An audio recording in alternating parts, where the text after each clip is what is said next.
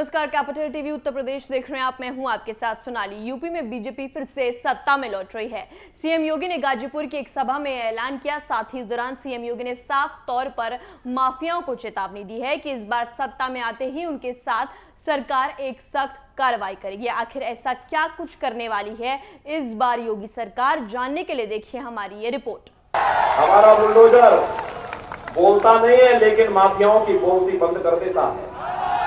बड़े बड़े माफियाओं की उनके घुटनों के बल पे टिकवा करके नाक रगड़वाने का काम करता है। ये चेतावनी है बीजेपी के उस नेता की जो एक बार फिर से जनता के प्यार से यूपी की सत्ता में आरूढ़ होने वाले हैं। ये चेतावनी है उन माफिया के लिए जो गरीब का हक मारते हैं। ये चेतावनी है, लेकिन बाबा के राज में सब जेल की दीवारों के पीछे हैं। योगी आदित्यनाथ ने साफ तौर पर यूपी के अपराधियों को चेतावनी दी है कि इस बार सत्ता में आरूढ़ होते हैं, प्रदेश में विकास की रफ्तार जारी रहेगी, अपराधियों पर कार्रवाई जारी रहेगी। यूपी में अपराध और माफिया राज नहीं बल्कि जनता का राज बोलेगा, लोकतंत्र का राज बोलेगा।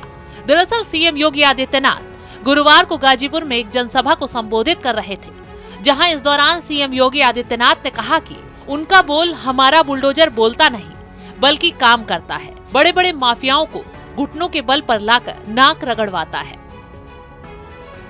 हमारा बुलडोजर बोलता नहीं है, लेकिन माफियाओं की बोलती बंद कर देता है। बड़े बड़े माफियाओं की उनके घुटनों के बल पे टिकवा करके नाक रगड़वाने का काम करता है। सीएम योगी ने आगे कहा कि ये वही बुलडोजर है जिसने गाजीपुर को लखनऊ से एक्सप्रेसवे के माध्यम से जोड़ा। इससे एक्सप्रेसवे बनते हैं, वो भी विकास है। और जो गरीबों के पैसे पर डकैती डालता है, जब उस पर बुलडोजर चलता है तो वो भी विकास है। विकास और बुलडोजर दोनों साथ काम करते हैं, इसलिए दमदार सरकार चाहिए। सीएम योगी ने समाजवादी पार्टी पर भी हमला बोला।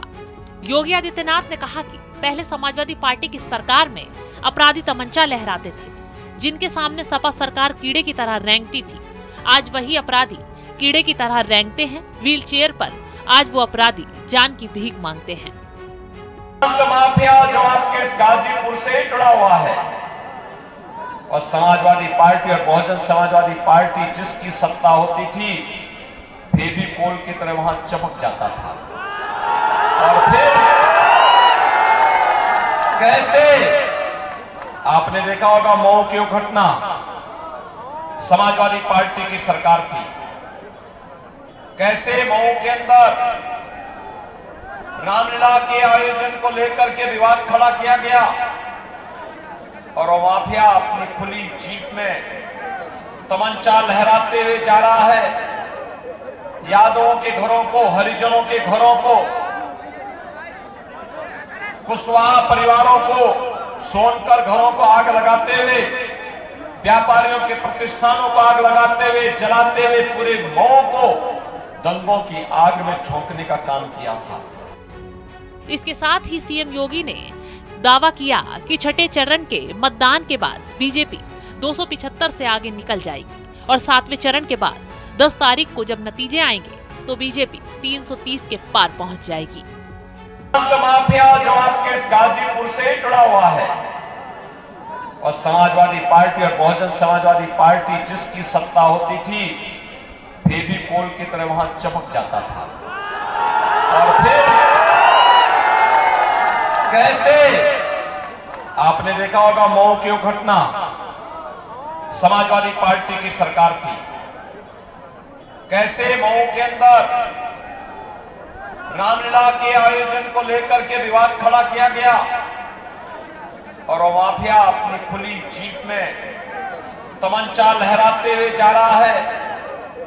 यादवों के घरों को, हरिजनों के घरों को,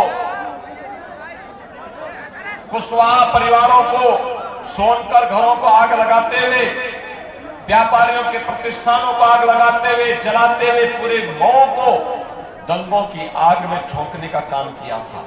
बहरहाल सीएम योगी यूपी में 330 से ज्यादा सीटें जीतने का दावा कर रहे हैं, लेकिन जनता बीजेपी को आखिर कितनी सीटें देती है, और ये तो अब 10 मार्च के नतीजे बताएंगे। इस रिपोर्ट में मेरे साथ इतना ही। उत्तर प्रदेश की तमाम खबरों के लिए देखते रहिए कैपिटल टीवी उत्तर प्रदेश। नमस्कार।